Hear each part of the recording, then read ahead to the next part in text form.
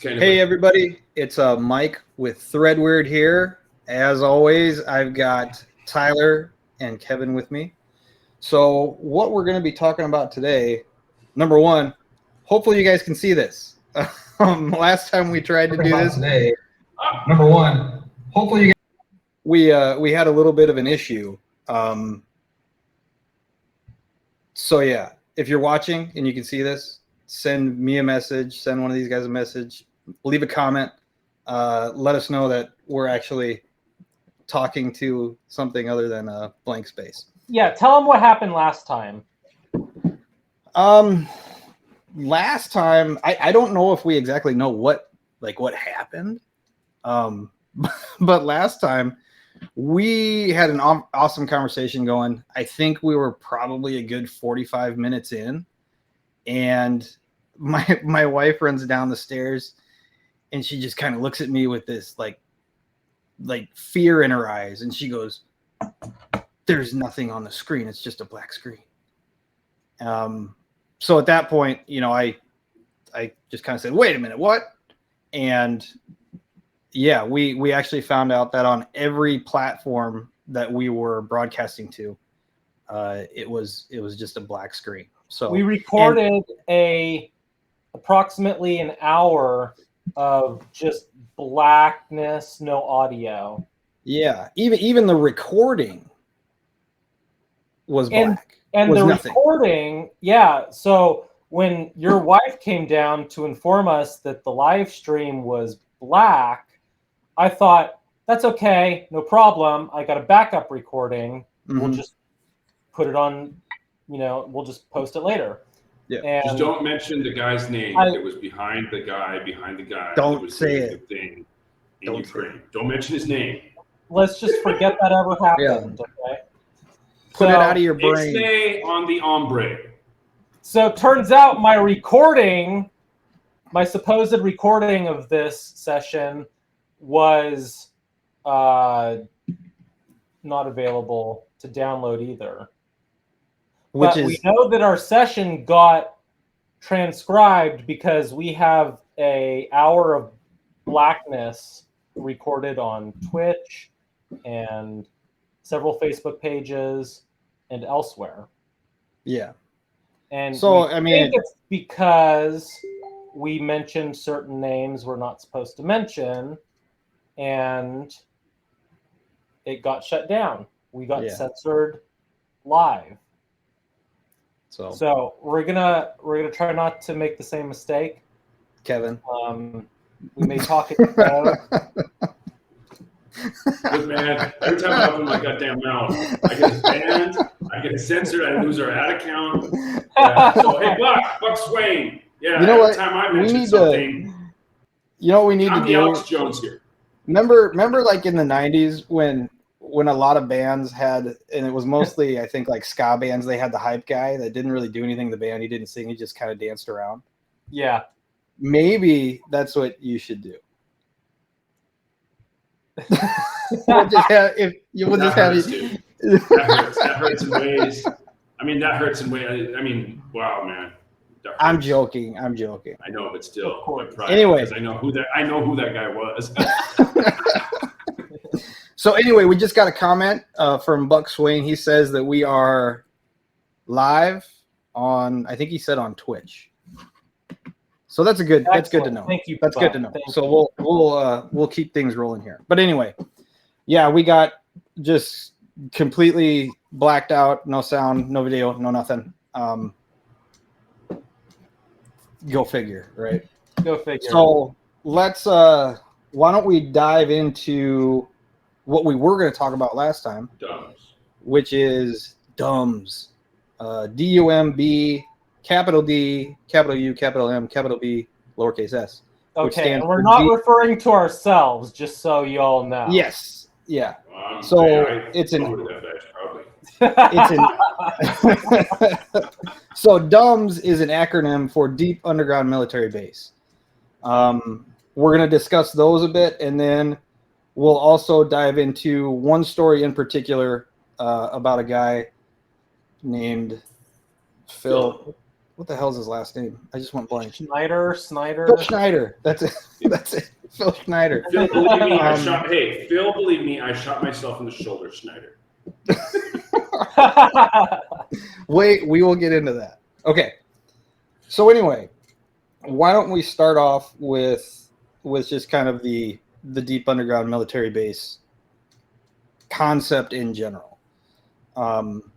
Last time we were talking, I mean, essentially military bases exist. If you think that what you see on a military base, basically everything above ground, is all there is to it. Yeah, if you think that's all there is to it, you are sorely mistaken. Yes. And if you think that they have maybe a level or two below that is like a storage basement, you are very sorely mistaken. Like a movie theater, yeah, right? In the basement. Well, that's where we keep like the old stuff, that we don't use anymore.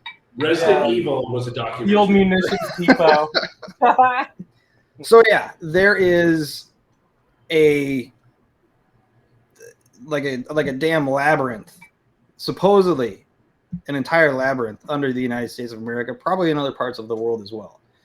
Kevin, firsthand experience. I was gonna say, Kevin has some unique insight into what he has seen in some of those areas. He can't tell us everything, but he can tell. I can assure you that he knows more than me, knows more than Tyler about it. So what we're looking at right now, what's up on the screen, is a map of not only suspected D.U.M.Bs, but also underground tunnels that connect them. And when I say tunnel, I'm not, talking about like a drug tunnel that you would dig under the border from Mexico to the United States. I mean, it could be. It could be. I see. Does any go to Burning Man? Does any go to Burning Man? Because that would be well traveled. Yeah, it would. It would. Notice there's only one tunnel on this map that looks like it's coming from Mexico. Yeah, and that's the Sinaloa cartel. Yeah, so it's not like lowly paid workers digging these tunnels. Yeah. We're not talking, you need to string the wire with some lanterns along the edge of the ceiling. We're talking so I found this image here. There you go. I researched that company, by the way. This is an underground boring machine. This is actually by a company that's been all over the news lately, called Evergreen, or the Evergreen Line. It's a so-called transportation company. I wonder if they lost any crypto in that boat crash. Remember that boating the boating accident, the Evergreen boating accident? All I know is the guy drew a big penis in the ocean and then it wrecked. That's true. Wait. He didn't only draw a gigantic penis, it was going into a butt. To an ass. Yeah, hey, you're the one talking about importing Scottish semen, so. Speaking of large phallic-looking objects. Yeah. So anyway, the picture that Tyler pulled up, this is the size of the tunnels we're talking about. What are you laughing at? Have you seen the movie Deliverance? Yes. You sure do have a pretty mouth. Okay. Buck Swain is mentioning Deliverance, and I'm like, oh my God, no. All of a sudden, we go from deep underground military bases to hicks in the Appalachian Mountains very quickly. Yeah. What's that? Do you hear banjos? Nice. So anyway, Tyler, we'll let you continue. We interrupted you. Sorry. Well, it looks like Buck Swain wants to continue for me. Oh, okay. So he's dropping a lot in here. Hey, thank you, Buck. Thank you for bringing that up. I wasn't gonna do it. You know what, Buck? It's harder to censor someone. We hear you, and I think we all agree with you. We can't say like certain names or people's initials. So for right now, we're probably going to steer clear of that subject, even though I would love to talk about it. Mm-hmm. And maybe in the coming days we'll have a little more latitude to talk about that. We gotta play Sour Patch Kid for a while, where we're we got to be sweet for a while, and then we'll get nasty again. So this company, the Evergreen line, was recently on the news for a huge cargo ship that got lodged in the Suez Canal. The Suez Canal, thank you. And it was all over the news. Cost the world billions of dollars in losses, apparently. And there's a lot of theories about what was going on there. I don't think that's really the subject of tonight's. Yeah, I think that's for another maybe day. A future session. Yeah. I find it interesting that Evergreen, which is a transportation company based out of Taiwan, that buddy of mine named Mike Cohen, who's a reporter for Fox News and ABS-CBN here in Philippines, was doing a lot of research and reporting on Evergreen as a shipping company and how they've grown. And when you showed this last week, it's oh wow, I didn't know. I mean, it would make sense that they are into tunneling because they're a transportation company, right? Mm-hmm. They get the long play, right? The long play for right. Now, so here's what was interesting to me when I first saw this. It reminded me of Elon Musk. And a few years ago, if you all remember, he came out with this, not a flamethrower. It was a limited production product that consumers could buy from his boring company. And at the time when he came out with this, when he went to market with this, I thought it was just a tongue-in-cheek, like making fun of the fact that there's no real company. It's a boring, just lackadaisical, boring ass company. Yeah. But I have a feeling, because fast forward today, we know Elon Musk has his hands all over transportation. Tesla cars, Hyperloop, which is basically hyperspeed trains in a vacuum tube, and SpaceX, right? He's got his hands all over transportation. So now I'm thinking boring company refers to the picture you're seeing on the screen here. Yeah, boring. Yes, through they're building tunnels all over. Yeah, and I mean, if you think about Hyperloop, why would he not want to have a piece of equipment like this? Totally. I mean, look at railway. I mean, they've dug tunnels through mountains. Everything that Elon's doing is for his vivid vision of colonizing Mars. So the Boring Company was an obvious play for him to get into creating the market capitalization engine to study tunneling and how that could help with both traffic and his future endeavors on Mars. I also feel like he kind of goes out of his way to drop hints about what he's really up to. Oh, he says it outright. Paying attention. He says it outright. Yeah, he says it outright. He says and sometimes he says it outright. Yeah. So here's my question, thought-provoking question. Why would a deep underground boring company need flamethrowers? I don't know. It was on a Joe Rogan thing, and they joked about it. So maybe that was why. Or did they? What did they joke about? I didn't catch that. Stuff about the flamethrowers were legal, and maybe they were doing it already. I have no idea, but it was just not a flamethrower. It was. I don't know the story behind that. That's why they called it not a flamethrower. Right. So I don't know the story behind that. I just think it was a way for him to make a couple $100,000 quickly, because that's what they did. They did an internet marketing campaign for flamethrowers, raised the money he needed to get the company started. Next thing you know, that's what I thought too when I first saw that whole promo. I thought it was just a publicity stunt. I'll throw something out there since I'm the crazy one.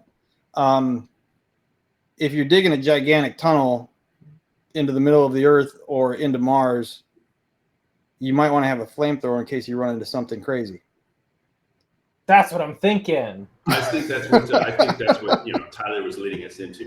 Well, going into the Dolce underground base, it was rumored that it was a tunneling project that broke into an alien base, and thus a firefight broke out. Yeah. So what before we get into that, Kevin, why don't you give us some of your unique knowledge as to an underground military base?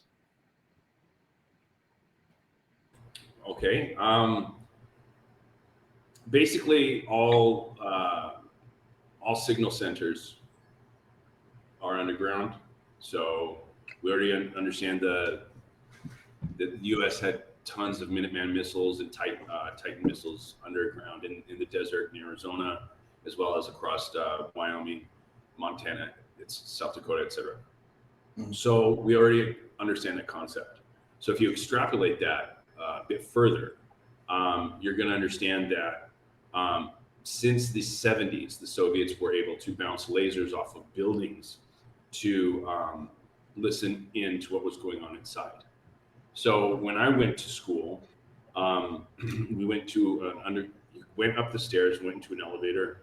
It was under I can't say where, but really happened. And this really goes on. And this is while you were in the military, correct? Yes. And so you go down a couple, maybe I don't even want to say how far down, but you go down pretty far, and then you go into this entire underground complex, and then you go into a room. And inside that room, suspended by steel cables, is like a 40-foot shipping container. And it's, there's a retractable gangplank, and there's a Marine there. And if you get the password wrong or ID wrong, they'll shoot you. It's a deadly force authorized all throughout the building.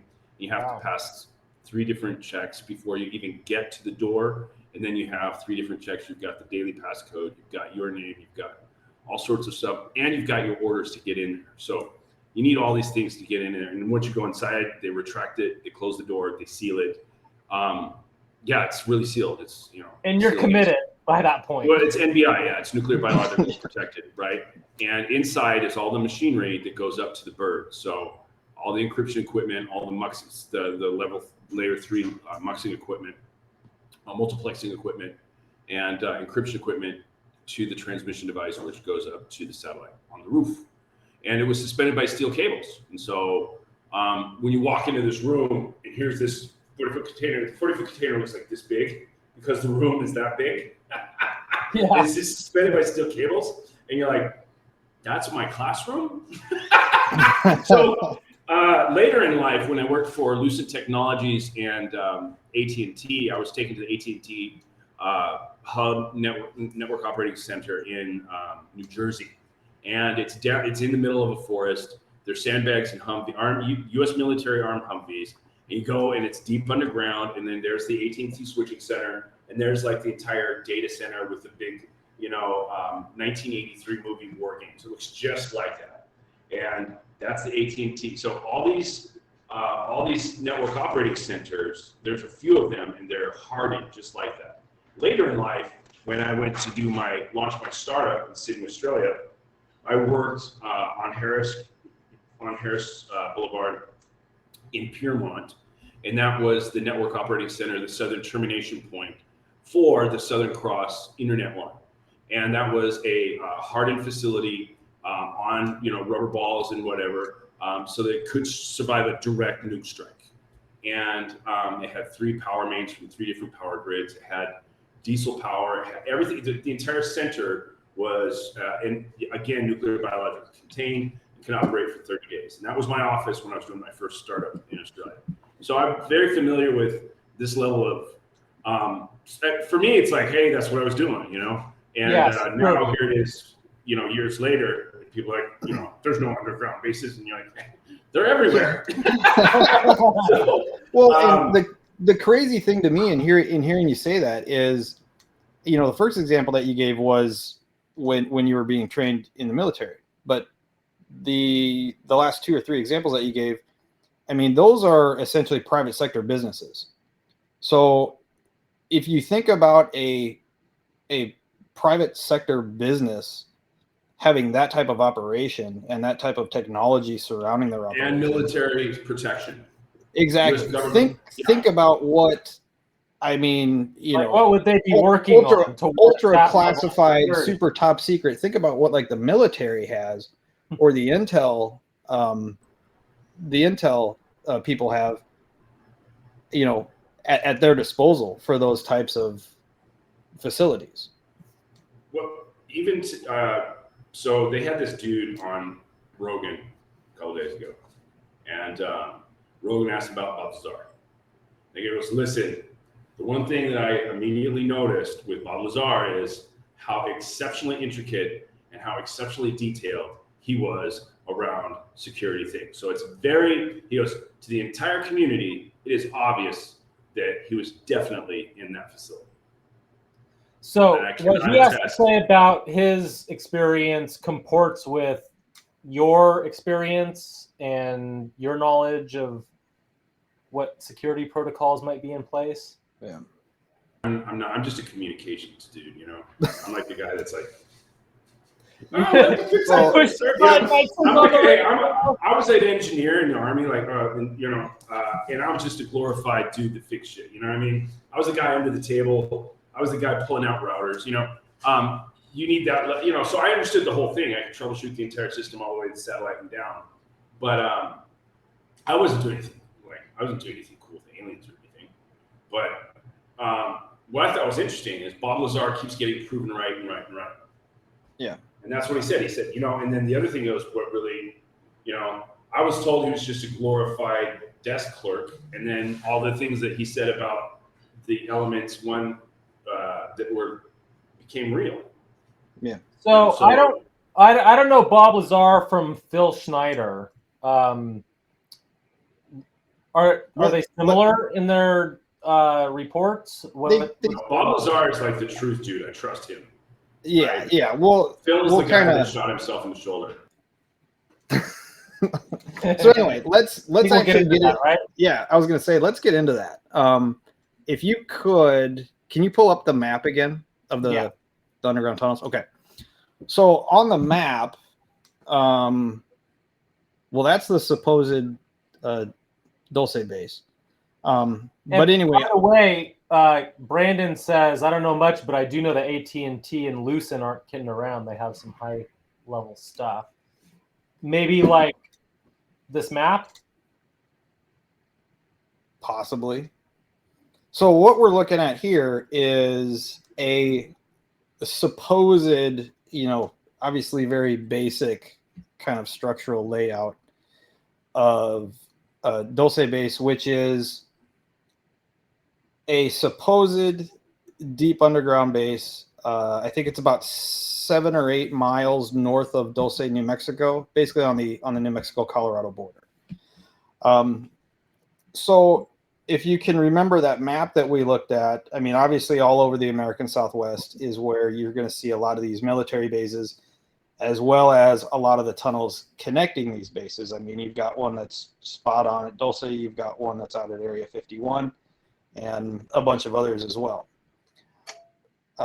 So the story behind Dulce base is that a guy named Phil Schneider, he was a engineer and geologist, contracted, I believe it was through the United States military, or the intelligence community.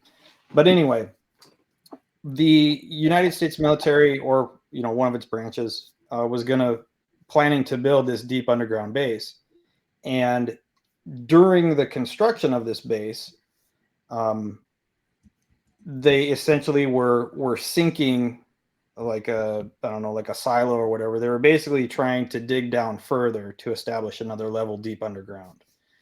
And when they sunk this piece of equipment down to go deeper, they actually discovered a gigantic cavern that was wide open that they didn't realize was there. They thought they were just going to continue, drilling into solid rock and then eventually bore it out. But according to Phil Schneider, what happened was they broke through this barrier and they discovered this giant underground cavern that was actually inhabited. That was my cabin. They found my cabin. Bro, That I know was you're actually- into furries, dude. What is it like if you're xenophile or something? If you're into furries, Xenophobic? No, but what if you're into like aliens and everybody dresses as an alien? I Aren't furries just Maybe, F yeah, puppets like anyway? I guess you would call it a xenophile. I think that would be a xenophile. Xenophile? Yeah, I don't know. I don't know. I'm not sure. Furries scare me. So they punctured this underground cavern. Yeah, they punctured into this underground cavern, and when they basically entered this space, the story goes that Phil Schneider, as well as I think it was 2 or 3 other either engineers or scientists that were helping throughout this construction operation, encountered a secret underground alien base that was actually inhabited by what he is referred to as the large grays. When that happened, he claims that an altercation broke out, and he claims that he was zapped by some sort of plasma ray. He's got a giant scar, basically from kind of about here all the way down to his belly button. He's missing a few fingers. I think he's got a shot in the shoulder somewhere, and then he had some leg injuries as well. So that kind of reveals 2 things, to me, if in fact the story or portions of it are true.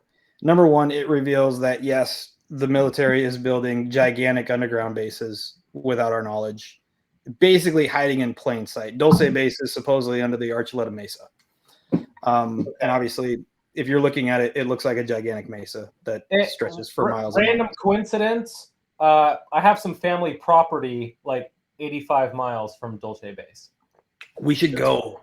We should go. Road trip. Road trip. We should go. Dude, when I get to the States, Yeah, we should like sneak in through the backyard, right? You know what? I live in Minnesota, so I've got like those drills that you dig into the ice to go ice fishing. Oh, I'll bring mine, and we Water? can drill for ourselves and see if we find anything. I don't know how well that'll work in the desert, but we'll see. It's worth a shot. It's really difficult to rock. We need a pneumatic drill for that. Yeah, let's rent one of those evergreen tunnel, boards. Yeah, just head down to the rental store. What is the operating cost on something like that? Can you imagine? Yeah. Shipping it would cost it. But anyway, as I was saying, I think it gives possibly some validity to the military was out there looking to establish an underground base. Okay, so that kind of blows the lid off of, yes, these gigantic underground military bases do exist. Number 2, if in fact this incident did happen, it also reveals, there's a lot of people out there that say that aliens are living right beneath our feet, and they've been here all along. So like I said, if in fact it is true, or there's a little bit of truth to it, it also gives validity to that theory as well. Certainly, yeah. I've dated one, I know that for sure. I call her the exorcist for a reason. Nice. There's Filipino lore that they're called an aswang, which is a mythical creature that is a woman. I saw these on YouTube just the other day for the first time ever. Yeah, and they're from the region where my ex lives. And at night, they turn into a winged creature, vampire, that flies through the night and sucks the life out of men through their nether regions. So it's like a succubus? Or wait, which one is male and female? Incubus or succubus? Incubus, yeah. Succubus is Incubus a is a male demon. Succubus is a female demon. Okay, I always get them confused. So, have you seen Shadow in the Clouds, the movie? It's actually a very good movie, and it features this large bat-like creature that attacks World War II planes while they're flying through the air. It's actually a pretty good movie. And I thought it was kind of a random plot to introduce this giant bat creature. But then, like, literally a couple weeks after that, I saw this YouTube video about the creatures you were talking about, Kevin. That's Wong. And I think that That's Wong. Aswang, I think the creature in that movie was modeled after an Aswang. Say it again. An Aswang. I'm so childish. Jesus Christ. Mertz is probably rolling her eyes, throwing shit inside the house. Okay, so we really diverted. Let me bring it back to military bases. Okay, so guys, sex. Yes. Shut up, Mark. That was very true as well. So anyway, she's runner-up to Miss Philippines, by the way. Anyway, all things being equal, there are military bases. They are connected. Now, you sent me a bunch of stuff, Tyler, that was, I just went on a deep dive after our last conversation. Okay. Yeah, I got a message. Anyway, let's put that in the parking lot. I'm in trouble. Anyway, they exist. So you sent me a list, and I started researching it. There are so many patents from the U.S. government that seal up nuclear-powered tunneling machines and all sorts of different technology. And so this is what's odd is obviously there's, and I'm just going to speculate because we did everything nuclear. I mean, we were going to do nuclear farming, we were going to do nuclear mining. So maybe we're going to have nuclear-powered airplanes, So we ran a B-52, on nuclear energy, stuff like that. So I understand, or it was a B-47, or was it no, I don't remember. Point being is we ran everything was nuclear. So I'm thinking either it does exist, there's a nuclear-powered, it makes sense, but there's so many patents for high-end tunneling machines. You also sent me the work on the successful ones, the ones that are in use today. And they can do through solid basalt, the hardest rock possible. Oh, they can solid do, rock. Yeah, they can do 30 miles a year. How do you think they dug CERN? How many mile radius is CERN? So they could do 30 miles a year 50 years ago. And they had to dig with one machine. They had to dig a tunnel through solid rock in Switzerland through I forget the towns and stuff, but straight to CERN. Okay, so there's an underground tunnel that they dug in a span of like 15 or 20 years. And so the machines that are capable of boring through this solid rock have to be powered by something other than diesel, I would think. Oh yeah, they're electric. Yeah, they're electrical powered. They run the electric outside. So if the civilian kind can tunnel and create, they seal it with prefabricated concrete, and it's just they're huge. It's like what 60 feet, 60 feet across, something like that. Yeah. Huge darn tunnels through solid rock. 30 miles a year with one machine, and they've been doing this for since the 50s. 50s, right? Yeah, 50s years. So think about that. That's 30 miles through solid rock with one machine a year, right? So we have definitely got hundreds, if not thousands, of miles of underground dumb tunnels. Well, and to your point earlier, Kevin, where you said that you trust everything made with Microsoft Paint, I mean, we're talking about we're talking about an ancient piece of software here, right? So this map that we're looking at has got to be at least 15 years old. I would think there's a lot possibly 100 years old. Yeah, and also with the images that were pulled up on the screen of the tunneling machines that we saw, those are the ones that they're letting us see. Dun, dun, dun. So yes, that was my baseline. My baseline was these machines, which are civilian, can do 30 miles a year. Imagine what they actually have. Yeah, exactly. So, yeah, I mean, I think the map is probably very old too. There are some other maps out there that have quite a few more tunnels listed on them. Like some of them go up into Canada.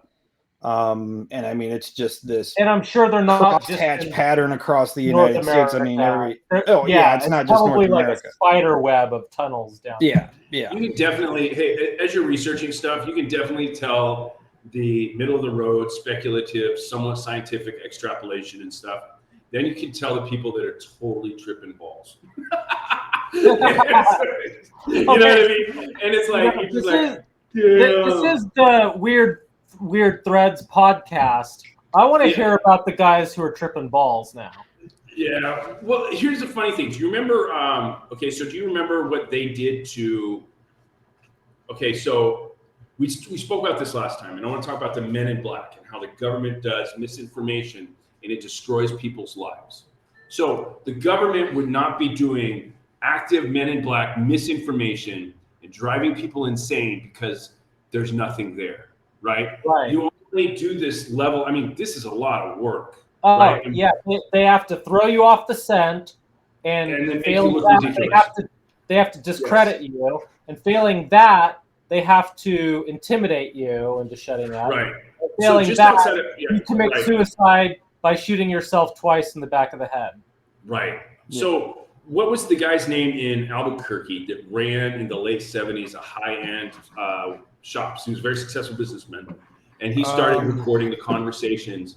And that's where the Men in Black actually got involved, sent him fake stuff, drove him crazy, and he eventually killed himself.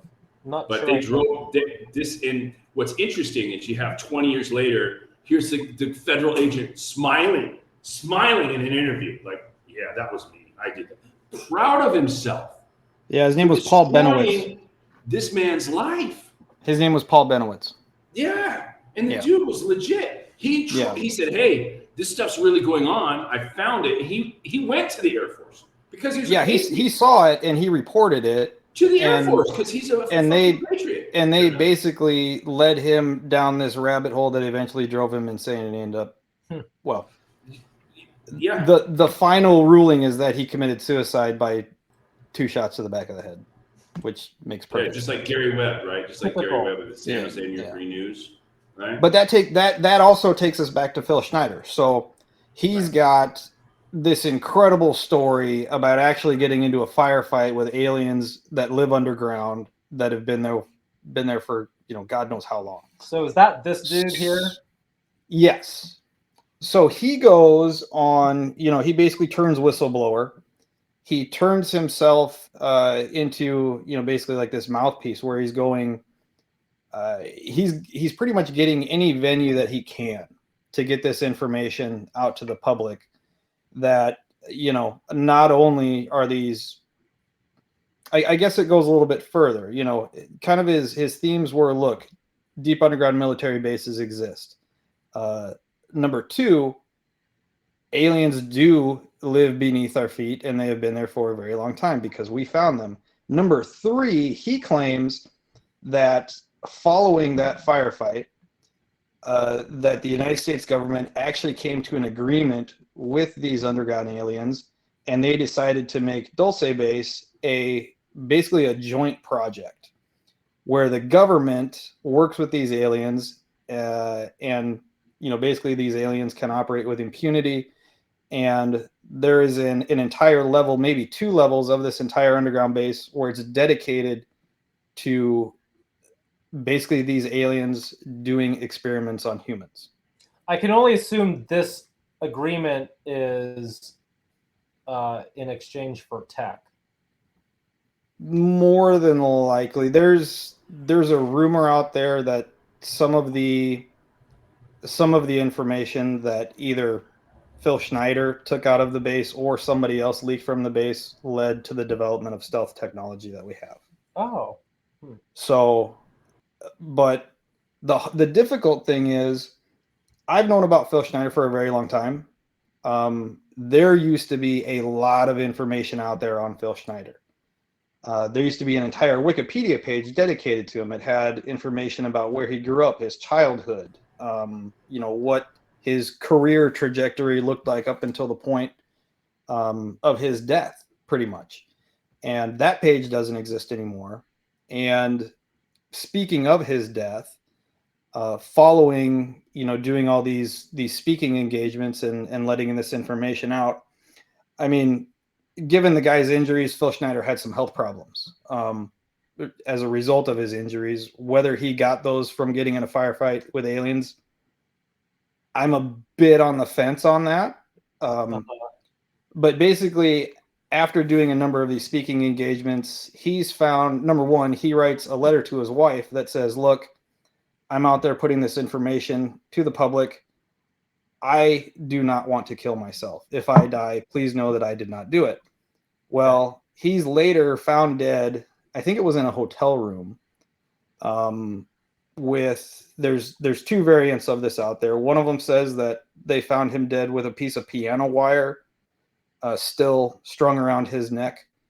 The other one says that it was a piece of medical tubing that was, basically tied around his neck. Medical tubing, okay. Yeah. So the likelihood of suicide, from that type of action, a lot of people have determined that the likelihood of suicide is fairly low. Yeah. I can see it as a possibility, but I think it's probably pretty low. This sounds like someone who worked for the DNC who died a few years ago. His name is Seth Rich. Yeah. Anyway, we won't get banned for that. We won't get banned. I can say his name. And I can also say that the FBI has his laptop. The FBI knew he was in touch with Julian Assange. And watchers, are we still on? Yeah, I don't know. I'm going to check on social. Kevin opens his mouth. Did they check the feed? Did you kill us again, Kevin? Hey. So here's my take. I believe that Phil was actually part of a group. I believe Phil, this is my personal opinion. I look at his body language and he really needed to be believed. Versus Bob Lazar, who's married, matter of fact. Maybe it's an emotional thing. Maybe it's a psychological thing. Maybe the dude just was like beat down because nobody believed him. I don't know. Bob Lazar kind of had a fuck you if you don't believe me attitude. You know what I mean? And this guy really needed to be believed. So this guy was like, and I grew up, in the full gamut of Pentecostal churches. So I can spot that kind of thing a mile away. Perhaps. Now, I'm not saying that Pentecostal, I should be careful here because I'm a Christian. But to people like, oh my God, heresy! My family's all blocking me because I got family's all in Alaska and stuff. So here's what I think. I think that he was probably involved, had this information secondhand, maybe third hand, and was pushing out. Maybe he did, but maybe he was there. I'd like to believe him that he was. I think maybe not necessarily stolen valor. Maybe somebody wanted him to be the one to message it. Maybe he took it upon himself to do the messaging. Maybe the other people ended up disappeared and he was the one left over to tell the story. I do believe he shot himself in the shoulder. Just to lend credibility to his story. Yeah. Well, yeah, for example, like and then he's like, hey, last month I was shot in the shoulder for telling the story.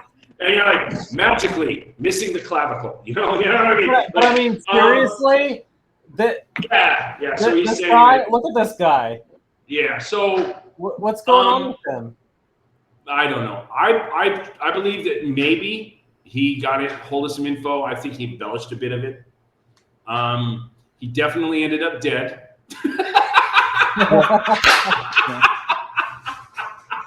I should be laughing right now. Maybe his offspring is like. Based on that last picture, it looks like he died in a coal mine.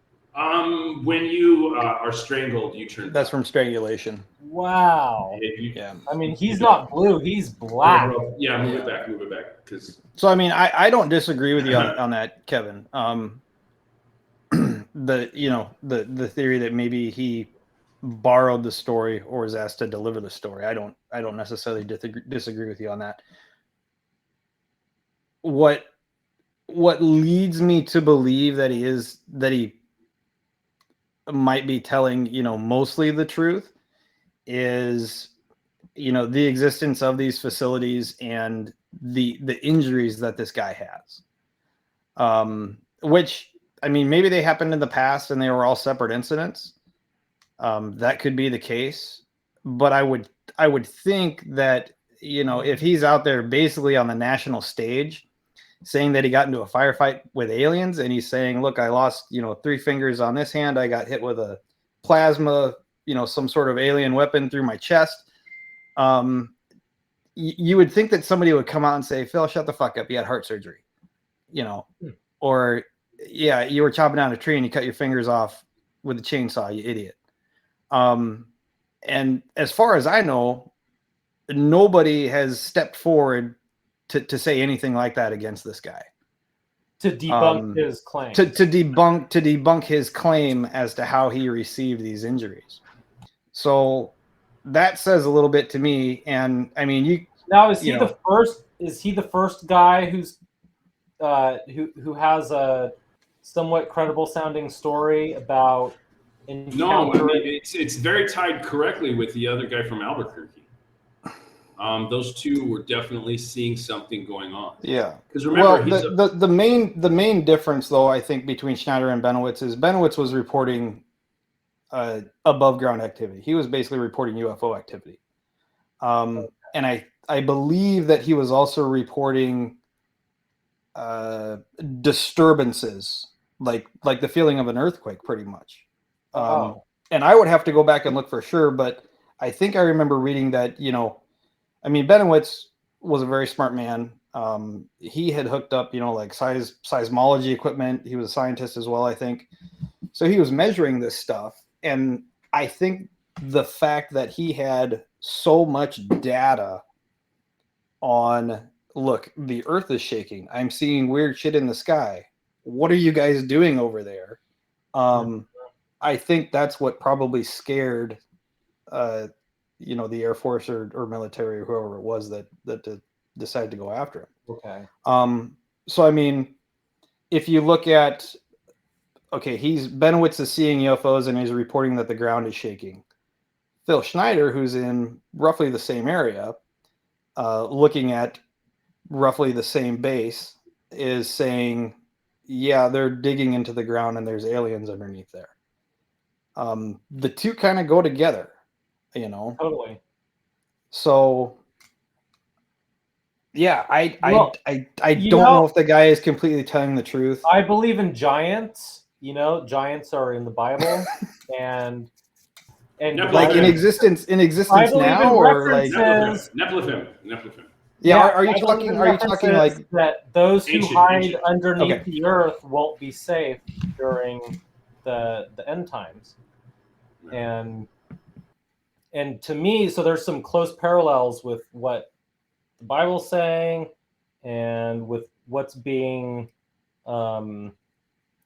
talked about this is tonight. Whole nother week-long discussion. I mean, yeah, that's a whole nother. That's a whole nother. So, but yeah, I mean, I tend to. I used to be the type of person when I was much younger, I would see something like this and I would go bullshit. Now that I've actually been exposed to so much information and I actively seek out, the weirder information that people, that people either don't want to know or they don't know that they don't know. Stuff like this, I still kind of take with a grain of salt and say, it's definitely possible. And when you start connecting the dots, and Paul Benowitz is just one of the dots that you can connect to this story. Mm-hmm. I think a good portion of it's true. Do you think there's a possibility a good portion, maybe 80% of it's true, and the other 20% is? I would say 20% is true and 80%. Yeah. I mean, I said this last time that got deleted, but who remembers End of Days, right? When Arnold Schwarzenegger took a machine gun and was shooting Satan with the Gatling gun. Right. Right? They're like, oh, Like you shit. could just If all pick it out took was, Yeah. if all it took to hit the devil was a freaking machine gun, why didn't we think of that 120 years ago? Huh? Yeah. Yeah. Holy crap. Wow. So, no, I do not believe Delta Force got in a shootout with aliens in Dulce, New Mexico. Okay. No. Yes, I do believe maybe they drilled down and found something. Yes. And I think, just like what's going on with the alphabet movement, I'm not going to even mention it because it's a letter that happens after P. I believe it's disinformation to make people look wacky. I totally agree with you. What I believe is that dude, maybe they found a freaking ancient alien base, and I believe they gave him psychedelics and fucked this dude up and convinced him of a whole nother story and then let him loose on the world. Because convincing the world and convincing the individual that you're completely batshit insane is what they do, and it's what they do best. Right, and I believe what happened was maybe they found something ancient, and then they freaking MK Ultra'd this dude. Yep. I honestly believe that. You know what? I like that theory. I think the dude. I think maybe they found an ancient thing, and then they MK'd Ultra'd the dude so that people will be like, Delta Force, okay, machine gun battle with aliens, right? So I think what they did, I think the dude found something, and then they maybe MK Ultra'd him. I think that's really, at the end of the day, that's my. You want something of like military import or even potentially extraterrestrial, but they had to make his story so far out there that no one would ever believe him. Yeah. And if they did believe him, they would basically, by association, look like a bunch of... I've had alphabet agencies try to destroy my reputation in other countries, and they start by, as soon as they remove your credibility, they attack your credibility. So they'll plant stories, create stories, have people say stuff. It's like, thank God it was never, you know what I'm saying. So if you're doing something, you're a threat to somebody, they can use agencies in other countries to stop you from doing a business, stop you from being competitive, stop you from getting investment, or just destroy your life. And so I've seen it firsthand. I've dealt with it. I've had to deal with it for like 10 years. And whenever I see stuff like this, I think that maybe the dude was like either needed to be convinced, he had like an emotional investment in this, and that's kind of probably tied to his identity, or maybe the MK Ultra the guy. Yeah. And in that way, Could be. It could be.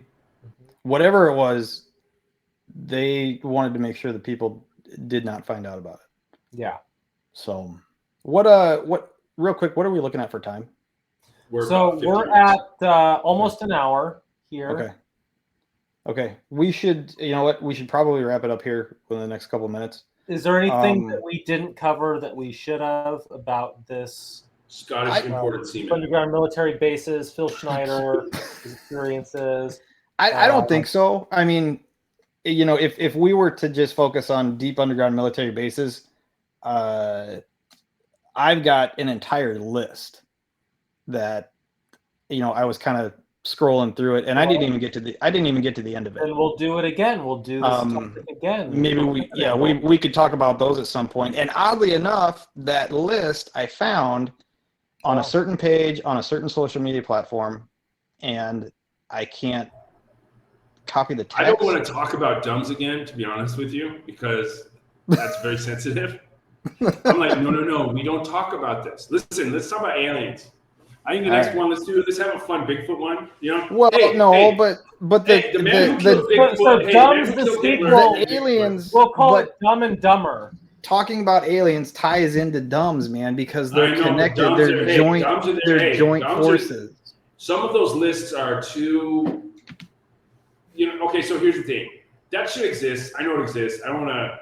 Like, you guys would talk about bases and stuff. I'll be like, yeah, I'm not talking about that one. Where in Georgia? No, I've never been there. So, yeah, I mean, yeah. You know what's funny is one of the reasons we get deplatformed is because we hit What do you think they got rid of Alex Jones, bitch? It's the nature. I mean, it's the nature of the subject matter. So It is. you know. But you can dance around it, and we're trying our best to do that. Yeah. So, and it's okay. I think what we're going to talk about next time is something called the Black Eye Club. Ooh, speaking of jumping into from the frying pan. Yeah, we're jumping right into the fire on that one. Oh. Let's just go out on that limb. Oh man. We'll think about it. It's an extremely interesting topic. What is the Black Eye Club? The Black And Eye how do I Club. join? It's basically thought to be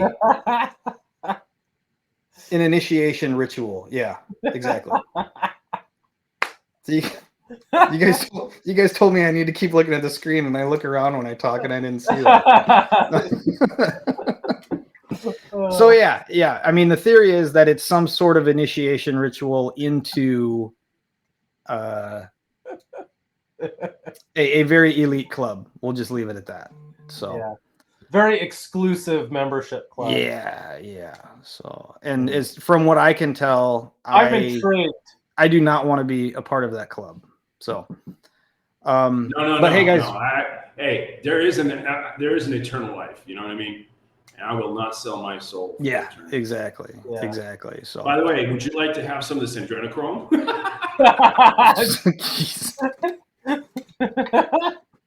I'm glad you said that kind of weird. Hey, Hunter S. Thompson wrote about that shit in 1972. Oh, I know. And his lawyer got it from a Satanist that he was a pedophile that he got off on a trial. Oh, shit. Really? And that was written about in 1972. Yep. It's there. Just put a little dot on your tongue, bro. There. So before Kevin eats his fava beans, let's why don't we wrap this one up? So if anybody watching right now or listening, if you guys have any thoughts on this topic, we're on Facebook, Instagram, Twitch, we're in Telegram, we're on MeWe, we're kind of everywhere. So especially just look if you're deep state, we really want to hear from you. We got the inside scoop. By deep state, I mean deep. If you're deep underground military bunker status. If you're a whistleblower, no. If you're a whistleblower, we want to hear from you. No, we are not set up for that. Look at Julian Assange. I know we can barely get our. I don't want to hear from anybody. Get our internet connection to work. See my name, Kevin Leversey. You do not send me jack nothing. No. Send it to me. No, that's fine. Do you have encryption, dude? No way. I'm putting in this stuff. By the way, I like your shirt, Mike. Oh, thank you. Can we zoom in on this? Can we get a closer look? Yeah, it might. Does it turn out backwards on the screen? There we go. See, I recognize this from a game I used to play in like 3rd grade. Yeah, the Oregon Trail, it rocked. On computers. On Apple IIe. Oregon Trail. Kids today would not survive the Oregon Trail. I love that. Hey, is that covered wagon part of the Evergreen line? I have no idea. Do they do covered wagons too, like Boring Machines, Hyperloop? Do they also do covered wagons? Maybe. So I just know it says you have died of the Great Reset. Are they human trafficking under that covered wagon? I don't know. Is there a bunch of Mexicans in there? All right, let's wrap this up before we get too when's our goofy. next one? Monday or Tuesday? You know what? Let's shoot for Monday. Of course, on all the various channels, I'll be sure as soon as we have it concrete, we'll get the time and date out there. But yeah, let's shoot for Monday at 9:00 Central Standard Time. So excellent. Thank you for joining us, everybody. We will see you then Monday. Yes. Thanks, everybody.